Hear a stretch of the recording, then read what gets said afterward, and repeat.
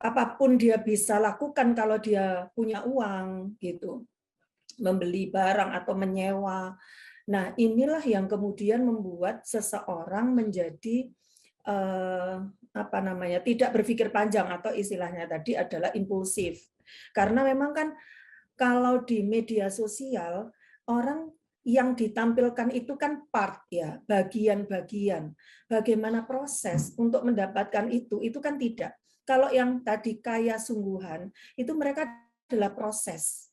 Nah, kalau ini kan instan sehingga mereka memunculkan itu gitu ya, memunculkan dan makin banyak pengikut dalam hal ini kalau di media sosial, subscriber, followers ya, kemudian like. Nah, itu harga diri atau statusnya menjadi meningkat.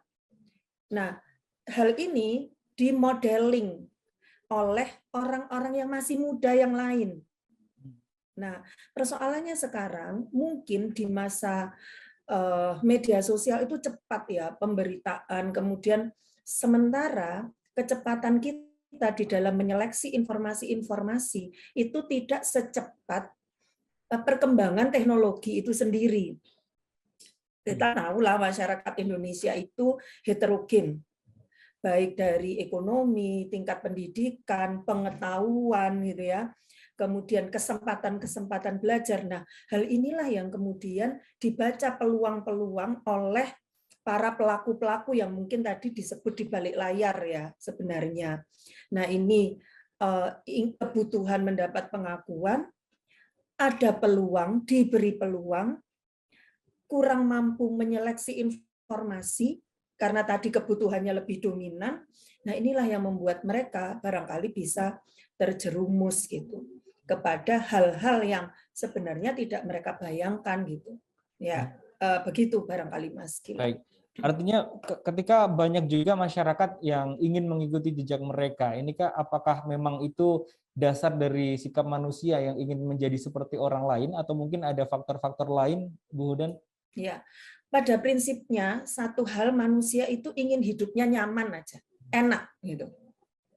Nggak mau, kalau bisa kan uang datang, nggak usah kerja uang datang, jatuh dari langit gitu kayak seperti itu. Jadi seperti gini loh, misalnya kita lihat artis-artis yang dari kompetisi-kompetisi yang ditampilkan itu, yang sekarang banyak duit gitu ya, yang ditampilkan itu adalah keadaan mereka saat ini, tapi bagaimana perjuangan mereka, misalnya bahwa mereka tidak tidur sementara yang lain tidur, mereka harus tetap kondisi tampil yang menampakkan diri baik-baik saja sementara keadaan di balik itu sebetulnya barangkali dia tidak sedang baik-baik saja. Nah, orang tidak melihat itu karena yang dilihat adalah enak ya, cuma ikut kompetisi, tiba-tiba kekayaannya dalam 1-2 tahun